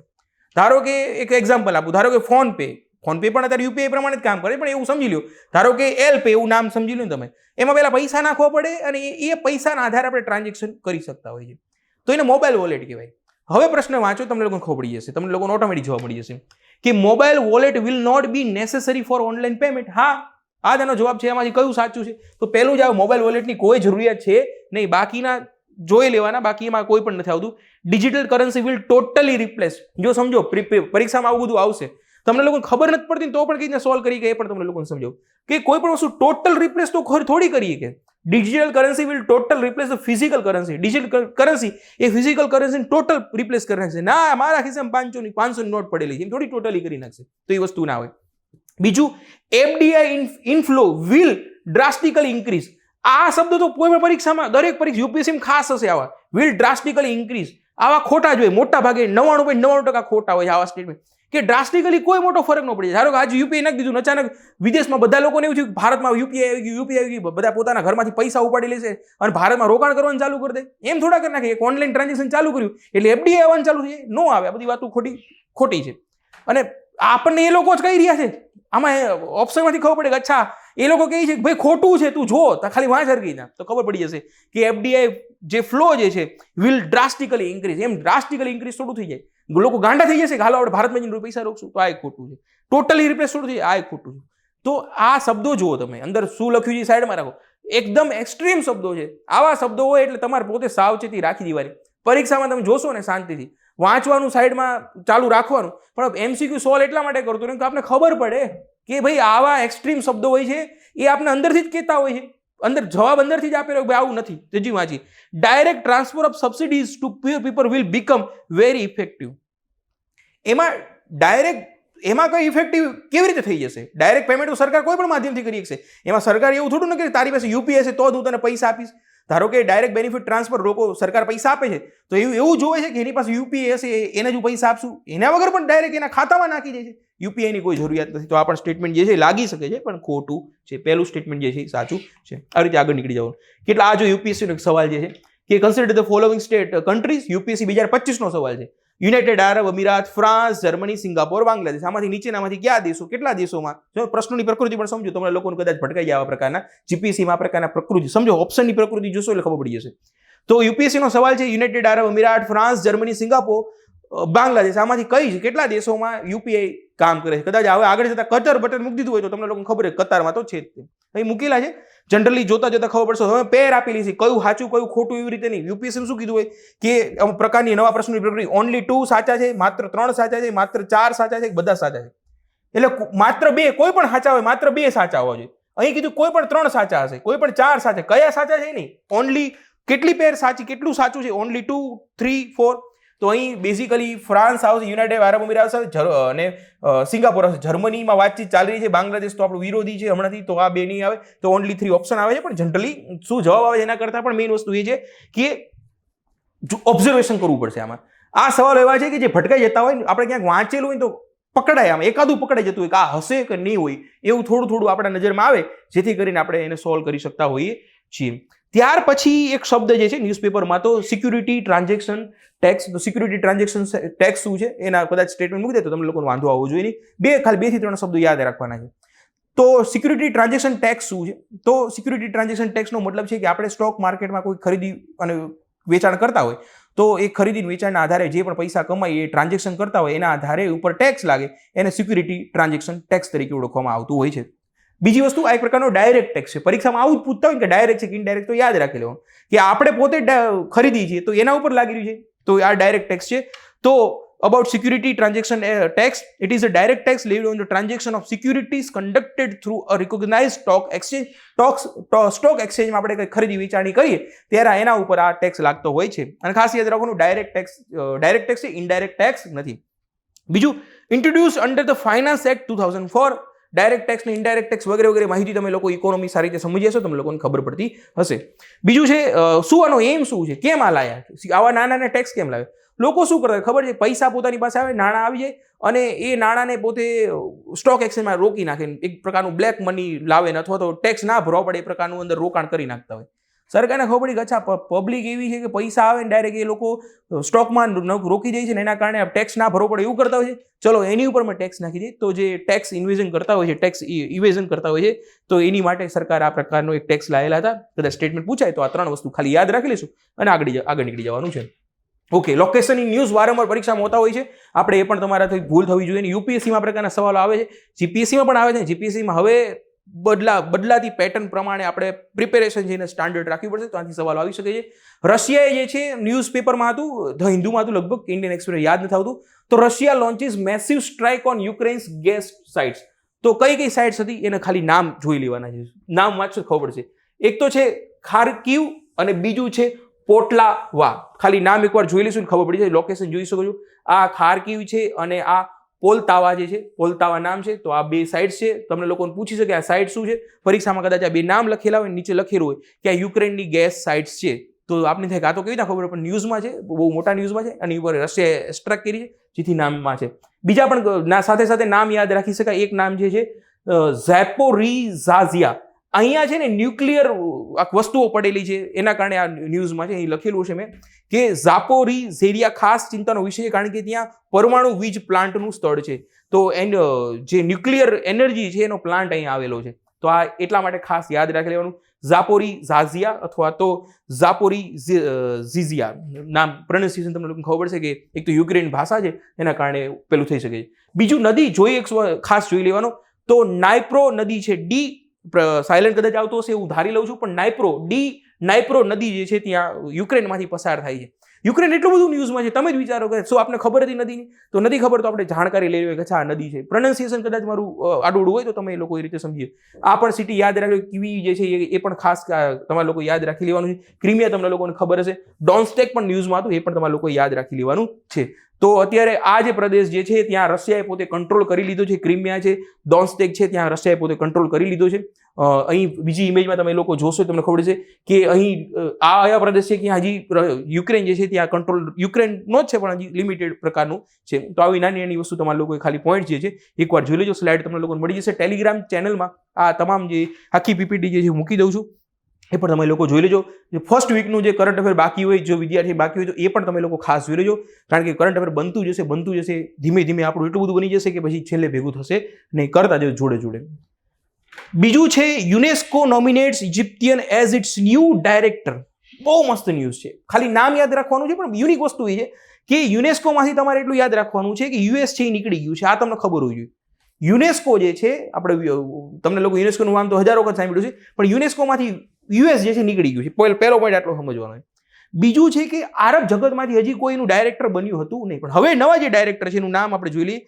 ખાલિદ અલ અનાની જે છે, ખાલિદ એલ અનાની, એ હવે નવા ડાયરેક્ટર બનવાના છે. તો આ એક ન્યૂઝ છે કે આરબ જગતમાંથી કોઈ પ્રથમ વ્યક્તિ જે છે એ આવવાનો છે. તો ખાસ યાદ રાખવાનું છે. ઇજિપ્તમાંથી છે, એના ટુરિઝમ મંત્રી હતા, અને ફર્સ્ટ ડાયરેક્ટર બનશે આરબ વર્લ્ડમાંથી. સમજો, આરબ વિશ્વમાંથી આ એક પ્રથમ બનવાના છે. એક ખાસ આપણી માટે ન્યૂઝ બની શકે છે. તો ખલીદ અલ અનાની જે છે એનું નામ તો એકવાર જોઈ લેજો, યાદ રાખી લેજો. બની શકે છે કે બધાના મારા પ્રોનાઉન્સિએશન કદાચ એક્ઝેક્ટ ના હોઈ શકે, પરંતુ આપણે એકવાર જોયેલું હશે તો તમે લોકો ક્લિક કરી શકશો, મતલબ કે સાચું ખોટું કરી શકશો. ત્યાર પછી એક ન્યૂઝ જે છે એ અલ હોલ સાથે છે, સમજવાની કોશિશ કરજો. એક હાઈ લેવલ મીટિંગ ચાલી હતી યુનાઇટેડ નેશન્સની, તો એના ઉપર હતું અને સ્થળ હતું એ હતું અલ હોલ. તો ખાસ કરીને એ ક્યાં આવેલું છે ને જોઈ લઈએ અને શું છે. અલ હોલ એ સિરિયામાં આવેલું છે અને એક પ્રકારનું રેફ્યુજી કેમ્પ છે. બસ આટલું જ યાદ રાખવાનું છે, બીજું કશું જ યાદ નથી રાખવાનું. અને આવા ન્યૂઝ વારંવાર આવતા હોય છે, યાદ કઈ રીતે રહેશે? આને ગોખવાનું નથી, સમજો. અને તમે જોયું હશે ને, અને એકવાર લેક્ચર જોયો હશે એટલે હું બોલ્યો હશે તો પરીક્ષામાં કદાચ આમ થોડું મેં આડી માહિતી તમને લોકોને આપી છે તો ઓટોમેટિક ક્લિક થશે.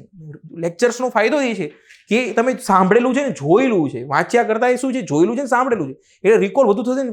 પીપીટી તમને લોકોને મળી જશે સ્લાઇડ્સ, એટલે તમે એને એકવાર ફરીવાર નજર મારી લેશો એટલે થઈ જશે. છેલ્લે જ્યારે પરીક્ષા આવતી હોય ત્યારે બધી એક સાથે જોઈ લેવાની, એટલે પણ તમારા લોકોને તકલીફ થાય નહીં. તો આ સિરિયાની છે, ખાસ યાદ રાખી લેવાનું. અલ હોલ જે છે એ એક પ્રકારનો રેફ્યુજી કેમ્પ છે, એ પણ તમારા લોકો પકડવાની છે.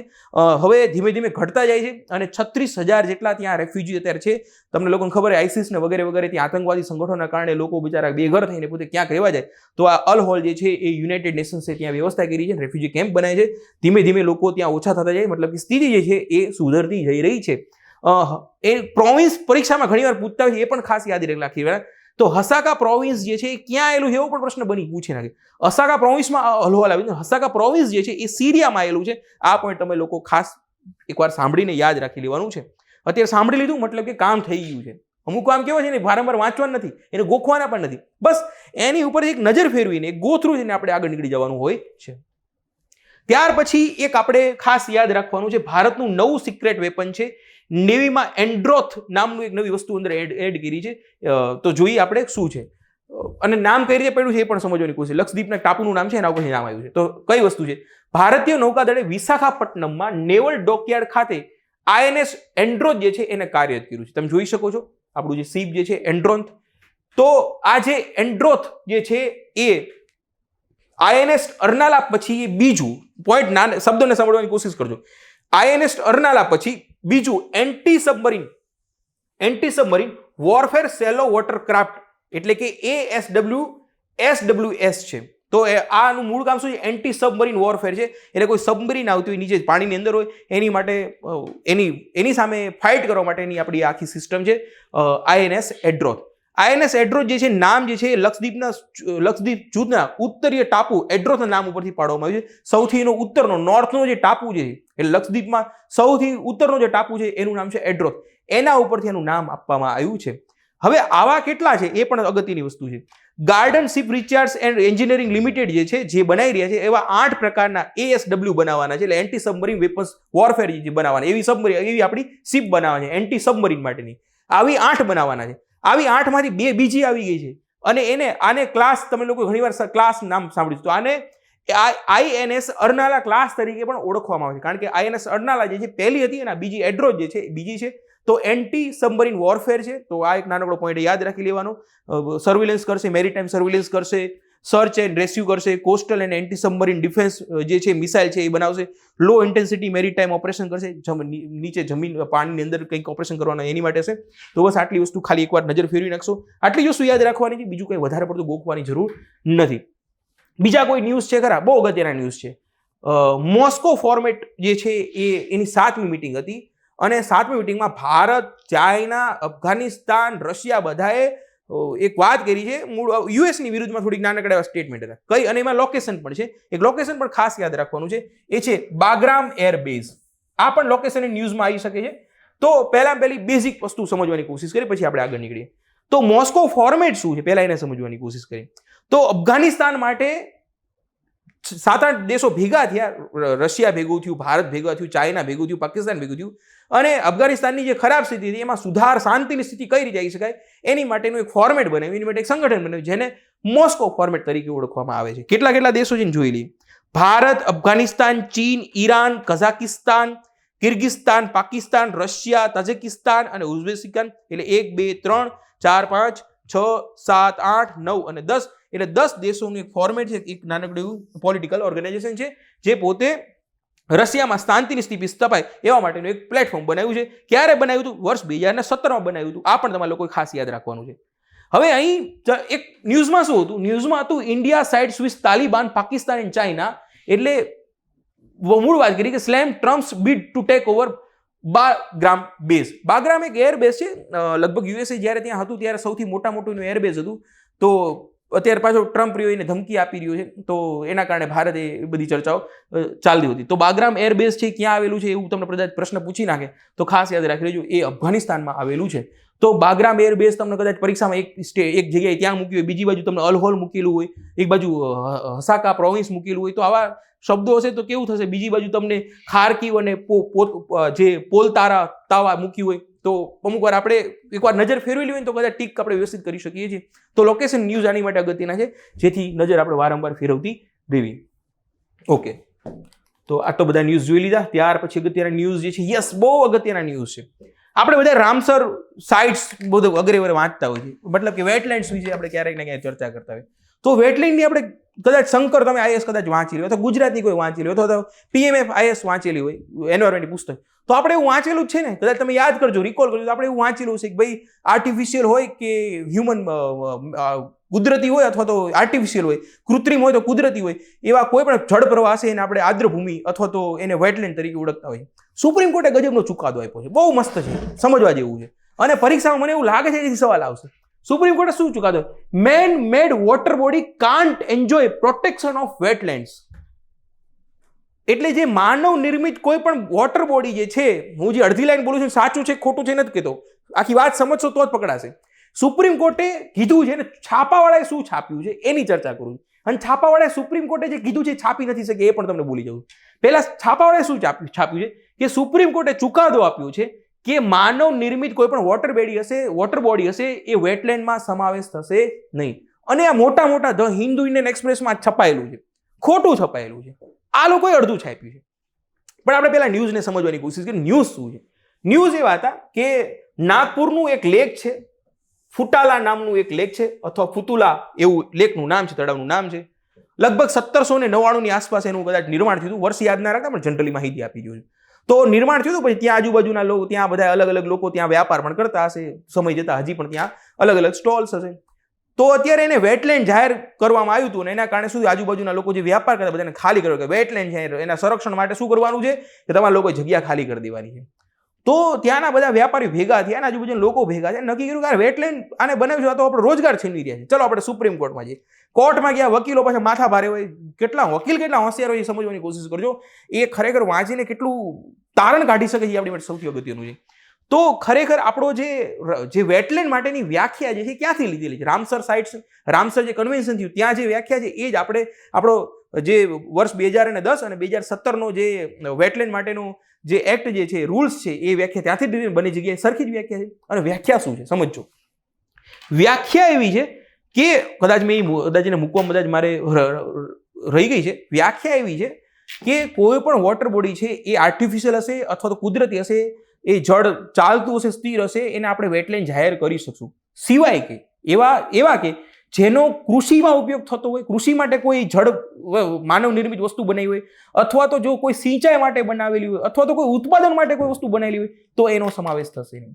સુપ્રીમ કોર્ટે ચુકાદો આપ્યો છે કે આ જે માનવ નિર્મિત એવા વેટલેન્ડ, એવી તળાવો જેને સિંચાઈ માટે ઉપયોગ થયો છે, એને આપણે વેટલેન્ડમાં એને સમાવેશ થશે નહીં. તો અહીં આ લોકો અડધી લાઈન મૂકી છે, આખી લાઈન આવશે કે મેન મેડ વોટર બોડીઝ, પણ કેવા વોટર બોડીઝ? જેનો સિંચાઈ માટે ઉપયોગ થતો હોય, સિંચાઈ માટે એનું નિર્માણ થયેલું હોય, અથવા તો કૃષિ માટે થયેલું હોય, તો એવા વોટર બોડીઝનો સમાવેશ થશે નહીં. આ તમારા લોકોએ યાદ રાખી લેવાનું. બસ આટલું જ યાદ રાખવાનું છે. પણ આટલી વસ્તુ તમારે લોકોએ યાદ રાખવાનું છે.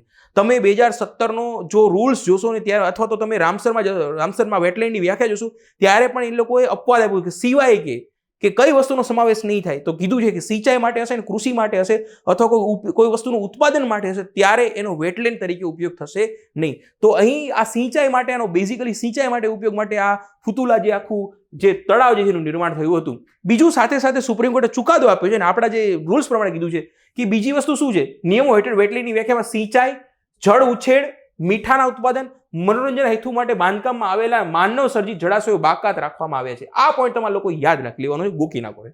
બીજું પણ અપવાદો આપ્યા છે કે વન અધિનિયમ 1927 અંતર્ગત કોઈ વસ્તુ આવતી હશે તો એ વેટલેન્ડમાં એનો સમાવેશ કરવામાં આવશે નહીં. બીજું વન્યજીવ સંરક્ષણ અધિનિયમ 1972 અંતર્ગત આવશે તો પણ નહીં આવે. તો 27 અથવા 72 આંકડા આગળ પાછળ કરી નાખશો એટલે યાદ રહી જશે, ત્યારે પણ નહીં આવે. બીજું છે કોસ્ટલ રેગ્યુલેશન ઝોન નોટિફિકેશન અંદર આવતું હશે ત્યારે પણ એ નદી, નાળા, ડાંગર, ખેતરો અને ભીની જમીન જે છે એનો સમાવેશ થશે નહીં. તો અપવાદો છે. તો કેટલા અપવાદો છે. વેટલેન્ડ કોણ? હવે વેટલેન્ડ બધાને ખબર છે કે વેટલેન્ડ કોને કહેવાય, આદ્રભૂમિ, પણ કોને નહીં કહેવાય એવો પ્રશ્ન તમે લોકોને પૂછી નાખો, તમને લોકોને તકલીફ થવી જોઈએ નહીં. તો આ પણ તમારે લોકોએ ખાસ યાદ રાખી લેવાનું છે. બીજા પોઈન્ટ અગત્યના, હા, 1-2 શબ્દો અગત્યના છે, એ પણ સમજી લઈએ. સરસ મજાના શબ્દો છે. બીજું મસ્ત લખેલું છે, સુપ્રીમ કોર્ટે મસ્ત કીધું છે, એક ડોક્ટ્રીન આપી છે. તમને લોકોને ખબર હશે કે પોલિટીમાંથી આવા પ્રકારના શબ્દો પૂછાય છે. સુપ્રીમ કોર્ટે કીધું public trust ડોક્ટ્રીન. Public trust ડોક્ટ્રીન supreme કોર્ટે કીધું, પણ એ અંતર્ગત સરકારે એ વેટલેન્ડ જે તળાવો જે છે એના સંરક્ષણ માટે કામ કરવું જોઈએ એવું સુપ્રીમ કોર્ટે કીધું છે. હવે સમજીએ. Such water bodies should be protected under the wider public trust doctrine as per the Article 21, right to healthy environment. So, public trust doctrine holds that all said natural resources are held by state in public trust, which has to responsibility of safeguarding them. Public trust ડોક્ટ્રીનનો મતલબ એવો છે કે સરકાર અથવા સરકારની અંતર્ગત જેટલી પણ નેચરલ રિસોર્સિસ આવતા હોય એનું સંરક્ષણ કરવાની જવાબદારી તમને લોકો સીધું પૂછી શકે છે. અને કારણે મેં એઝ ઇટ ઇઝ ઇંગ્લિશમાં જ રાખ્યું છે કે પબ્લિક ટ્રસ્ટ ડોક્ટ્રીન અંતર્ગત જેટલા પણ નેચરલ રિસોર્સિસ જે છે એ સરકાર અંતર્ગત આવતા હોય તો એના સંરક્ષણની જવાબદારી સરકારની પોતાની રહેશે. વેટલેન્ડ નહીં બનાવો, ઠીક છે, વેટલેન્ડમાં એની અંદર નહીં આવે, પણ તમારે છતાં પણ એ વેટલેન્ડ જે વોટર બોડી છે, નેચરલ રિસોર્સિસ છે, એને તમારે લોકો સાચવવું પડશે, એને તમારે રક્ષણ કરવું પડશે. કયા? અનુચ્છેદ 21 અંતર્ગત. તો તમને લોકોને કદાચ આર્ટિકલ 21 પોલિટી તમે લોકો વાંચ્યું છે તો તમને લોકોને આવા બધા કન્સેપ્ટ જે છે એ પણ ક્લિયર થતા જશે. સમજો, તૈયારીનું સ્વરૂપ જે છે એ બદલાયું છે. આપણે થોડુંક અલગ લેવલમાં જવું પડશે ને એવા લેવલ સુધી જવાનું છે. ગમે ત્યાંથી સવાલ આવે ને સાહેબ થાકી જવા જોઈએ એને કરતાં આપણે વધુ મહેનત કરશું તો કશો જ વાંધો આવવાનો છે નહીં. તો કદાચ તમને લોકોને પૂછી નાખે કે વોટ ઇઝ પબ્લિક ટ્રસ્ટ ડોક્ટ્રિન, તો નેચરલ રિસોર્સિસ જે છે એ જે સરકાર અંતર્ગત આવે છે તો એના સંરક્ષણની જવાબદારી એ સરકારની જશે. આવું સાદી ભાષામાં તમારે લોકો યાદ રાખીને લેવાનું છે અને આગળ નીકળી જવાનું છે. બીજું છે એક ઓપરેશન છે, આવું કદાચ પૂછી નાખે કે હેચી 6 જે છે એ શું છે, તો ખાસ કરીને યાદ રાખવાનું છે, બહુ સિમ્પલ વસ્તુ છે. સીબીઆઈ પાર્ટિસિપેટ ઇન ધ ઇન્ટરપોલનું ઓપરેશન છે, આંતરરાષ્ટ્રીય કોઈ ક્રાઇમ થતા હોય ખાસ કરીને સાયબર ક્રાઇમ માટેનું એક ઓપરેશન છે, હાઈચી 6 છે. આટલું યાદ રાખી લેજો. બીજો પોઈન્ટ એવો યાદ રાખી લેજો કે એને ફાઇનાન્શિયલી ફંડિંગ કોણ રહી, તો સાઉથ કોરિયા જે છે એને રિપબ્લિક ઓફ કોરિયા અથવા સાઉથ કોરિયા જે છે એને ફંડિંગ કર્યું. નોર્થ કોરિયા તો ન જ કરતું હોય ઓબ્વિયસલી, એ તો સાયબર ક્રાઇમની બધામાં એ તો આવડતું નહીં હોય કદાચ એ લોકોને, પણ કદાચ કરતા હોય તો એ લોકો કરી નાખશે. તો રિપબ્લિક જે કોરિયા જે છે સાઉથ કોરિયા જે છે એ આ ઓપરેશન જે છે એન્ટી ખાસ કરીને લખેલું છે સાયબર ક્રાઇમ માટેનું ઓપરેશન છે, એની માટે આખું ઓપરેશન આંતરરાષ્ટ્રીય સ્તરે બનાવ્યું છે. સીબીઆઈ જે છે આપણી એ પણ અંદર જોડાય છે, એ પણ તમારે લોકો ખાસ યાદ રાખી લેવાનું છે. તો બસ આવા બીજા અમુક શબ્દો છે એને પણ પકડવાની કોશિશ કરજો. ઇન્વેસ્ટમેન્ટ ફ્રોડ છે, તમે ઇન્વેસ્ટમેન્ટ કરશો તો તમને લોકોને પૈસા મળશે, એ રીતે તમને ફ્રોડ કરતા હોય. બીજું છે રોમાન્સ સ્કેમ છે, તમને કોઈક મેસેજ આવે ફોન કરીને તમારી પ્રેમિકા અથવા પ્રેમી બની જાય તમને પ્રેમ કર, તમારો એ પ્રેમી છે પ્રેમિકા છે એવું તમને ફીલ કરાવડે, પછી તમને કહે બકા મારી પાસે પૈસા નથી, મારી પાસે લેપટોપ લેવું મને પૈસા આપને, એવું કરીને તમને લોકોને સ્કેમ કરી નાખે. ચિંતા ન કરતા, આપણી પાસે પૈસા હોય ને આપણી ઉપર રોમન્સ સ્કેમ તો કોઈ કરી જ નહીં કે એ તો ચિંતા નથી, એટલે તમને લોકોને એ નહીં સમજાવું. મની લોન્ડરિંગ છે એ પણ આપણી સાથે જોડાયેલું નથી. પૈસા કોઈ પડાઈ નાખે, પૈસા હોય તો પડાઈ નાખીએ ને, પૈસા નથી એટલા માટે તમારો લેક્ચર જોઈ રહ્યા છો, બાકી થોડા લેક્ચર જોવું. ઓનલાઈન ગેમ્બલિંગ છે, ઓનલાઈન સેક્સટોર્શન છે. ઓનલાઈન સેક્સટોર્શન પણ બહુ મોટો પ્રશ્ન છે. અહીં પૈસા હોય કે ના હોય, અહીં લોકો, આ તો મજાકમાં કહું છું, પણ લોકો ખરેખર સુસાઇડ કરી નાખે એવી હાલત છે. તમને વિડીયો કોલ કરે, ધીમે ધીમે તમારી સાથે રિલેશનમાં આવે અને વિડીયો કોલ તમને પોતે ખાસ કરીને છોકરાઓ સાથે બધી ઘટનાઓ, મોટાભાગે છોકરાઓ સાથે બધી ઘટનાઓ બનતી હોય છે, અને વિડીયો કોલ કરે અને જે સેક્સ ટોક કરે એની સાથે એવા વિડીયો બનાવીને પછી તમને લોકોને બ્લેકમેલ કરે. ઘણા લોકો જે છે આમાં સુસાઇડ કરેલા છે. થોડુંક સાચવવું આ બધી વસ્તુ. મજાકમાં હું તમને લોકોને કહી રહ્યું આવું વિશે ના આવે, પણ આપણે ખરેખર સિરિયસલી સાચવતા રહેવું પડવું. ત્યાર પછી જે શબ્દો જે છે એક છે વિસ્પિટ 2b. વિસ્પિટ ખગોળશાસ્ત્રી હોય તેમને યજમાન તારા વિસ્પિટ 2 ને પ્રોટો એક પહેલો તારો છે, બસ એટલું જ વસ્તુ યાદ રાખવાની છે. એક્સોપ્લેનેટ છે, બસ નામ છે ખાલી, કે એની માટે મેં રાખ્યું, ખાલી એકવાર વાંચી જો. બાકી જ્યાં અગત્યનું છે ત્યાં હું તમને લોકોને કહેતો રહીશ કે કેટલી વસ્તુ યાદ રાખવાની છે. બીજું અગત્યનું છે, યસ મસ્ત મજાનું છે, થોડીક જ લાઈન છે પણ તો યાદ રાખી લેવાનું. પરીક્ષામાં સ્ટેટમેન્ટ વિચાર કરો, આટલામાંથી સ્ટેટમેન્ટ આવી શકે છે. તો એક છે PDMA, તો plutonium management and dispositional agreement. કોની વચ્ચે થયું હતું? આ થયું હતું USA અને રશિયા વચ્ચે. સમજો, USA અને રશિયા વચ્ચે થયું હતું. તો Russia moves to withdraw from the plutonium agreement with the United State. તો તમને લોકોને એવું પૂછી નાખે કે plutonium management and dispositional agreement જે છે કોની વચ્ચે થયું હતું? તો એ રશિયા અને USA વચ્ચે થયું હતું. અત્યારે સંઘર્ષ ચાલી રહ્યો છે. તો રશિયાએ અંદરથી હટાવી દીધું છે, એટલે પ્લુટોનિયમ એટલે કે અણુબોમ્બ વગેરે બનાવવા માટે જે રિસ્ટ્રિક્શન મૂક્યા હતા ત્યાંથી પોતાનો હાથ જે છે ઉપર લઈ લીધો છે. વેપન બનાવશે હવે પાછા મોટા. તો United States and Russia to dispose the at least 34 tons of weapons grade plutonium. બંને બાજુ હટાવવાની વાત હતી, પરંતુ અત્યારે ખાસ કરીને અત્યારે 2011માં આવ્યો હતો, એ પણ યાદ રાખી લીજો. 2011માં અસ્તિત્વમાં આવ્યો હતો અને અત્યારે ટ્રમ્પના કારણે આ બધી પરિસ્થિતિ જે એનું નિર્માણ થયું છે, અને અત્યારે બેઝિકલી રશિયાએ આ જે એગ્રીમેન્ટ હતો ત્યાંથી પોતે પાછું ખસી ગયું છે. તો આ પણ પોઈન્ટ તમારે લોકો ખાસ યાદ રાખી લેવાનો છે. Africa's great green wall is Senegal. તો આ ગ્રેટ ગ્રીન વોલ જે છે એ આફ્રિકામાં છે. ખાસ કરીને નાનકડી એક ઇન્ફોર્મેશન એમાં પણ મસ્ત મજાની આપી દઉં, ખાસ નાનકડી એવી છે, કારણ કે હજી આ ન્યૂઝ આવવાના બાકી છે. આમાં 2 થી 3 વસ્તુ તમને લોકોને ખબર છે કે આફ્રિકા છે, આ રહ્યું સમજો, આ રહ્યું આપણું ગ્રેટ ફોરેસ્ટ છે. ત્યાર પછી તમને લોકોને ખબર હશે કે આ સહારાનું રણ છે. આ સહારાના રણ અને ફોરેસ્ટની વચ્ચે જે લેન્ડ જે છે, પ્રદેશ જે છે, એની માટે એક શબ્દ વપરાય છે. ખાસ આપણે એને પણ જોવાની કોશિશ કરીશું. આફ્રિકાઝ ગ્રેટ ગ્રીન વોલ, અને એ જે જગ્યા જે છે ત્યાં ખાસ કરીને આ ગ્રેટ ગ્રીન વોલ જે છે એ આપણે એક વનનું આખું આવરણ બનાવવાનું છે. તો એની માટે એક શબ્દ હું ભૂલી ગયો. મેં એક લેક્ચરમાં આના પહેલાના જ સેશનમાં હું એ રિજનનું નામ બોલેલો હતો, પરંતુ અત્યારે મારાથી મિસ થઈ ગયું છે. તો આપણે ત્યાંથી પણ ફટાફટ આપણે આગળ નીકળી જઈએ. મને યાદ આવશે તો હું કહીશ કે એની માટે કંઈક રિજનનું નામ હતું. તમને જો યાદ આવતું નીચે તમે કોમેન્ટ બોક્સમાં કહી દેજો, બાકી હું પોતે જ નીચે કોમેન્ટમાં હું એ તમને એડ કરી દઈશ. ચલો, બીજી વસ્તુ જે છે, યસ, એક દેશ છે ચીલી, ત્યાં એક ડેઝર્ટ છે જેને આપણે અટાકામા ડેઝર્ટ તરીકે ઓળખીએ છીએ. આ અટાકામા જે ડેઝર્ટ જે છે એ વિશ્વનો સૌથી સૂકો પ્રદેશ છે, સૌથી સૂકો કોઈ ક્ષેત્ર હોય તો અત્તકામાં વરસાદ જ નથી પડતો, ત્યાં માંડ 7-8 વર્ષે વરસાદ પડતો હોય. એ સૂકામાં એ એટલા માટે સૂકો છે કે ત્યાં એક કોલ્ડ ઠંડો પ્રવાહ જે છે, જળ પ્રવાહ જે એ પસાર થાય છે. તો એટલું યાદ રાખજો, કયો જળ પ્રવાહ છે અત્તકામાં ડેઝર્ટમાં આખું એ સૌથી દુનિયાનો સૌથી સૂકો પ્રદેશ છે તો અત્તકામાં ડેઝર્ટ. તો ત્યાં એનું કારણ શું છે? તેનું કારણ છે એક કરંટ છે, એને હમ્બોલ્ટ કરંટ તરીકે ઓળખવામાં આવે છે. જોગ્રાફીમાં આ પ્રકારનો સવાલ આવી શકે છે. હવે ત્યાં વરસાદ નથી પડતો, પાછું પહેલો લોચાય છે. પણ અમુક વર્ષે પાછા 7-8 વર્ષે અલ નીનો લા નીનો તમે વાંચ્યું છે તો ત્યારે ત્યાં અલ નીનો ઇફેક્ટના કારણે ત્યાં વરસાદ 7-8 વર્ષે પડી જાય છે. તો 7-8 વર્ષે તો વરસાદ 7-8 વર્ષ સુધી વરસાદ ન પડતો, 10-10 વર્ષે આ વખતે 10 વર્ષે વરસાદ પડ્યો. 10-10 વર્ષ સુધી વરસાદ ના પડતો તેને બીજ ત્યાં તો કાંઈ નાશ થઈ ગયા હોય, કાંઈ બીજ તો આવે નહીં. પણ જ્યારે વરસાદ પડે ને ત્યારે આખું રણ જે છે એ રંગબેરંગી ફૂલોથી વિછાઈ જાય છે. તો ત્યાં એક પ્રકારના વિશેષ કરીને એક છોડ જે છે જે 10-10 વર્ષ સુધી એને પાણી ના મળે છતાં પણ ટોલરન્ટ થઈ એ સહિષ્ણુ રીતે રહી શકતા હોય છે. તેનું નામ છે સિસ્થાને લોંગિસ્કાપા.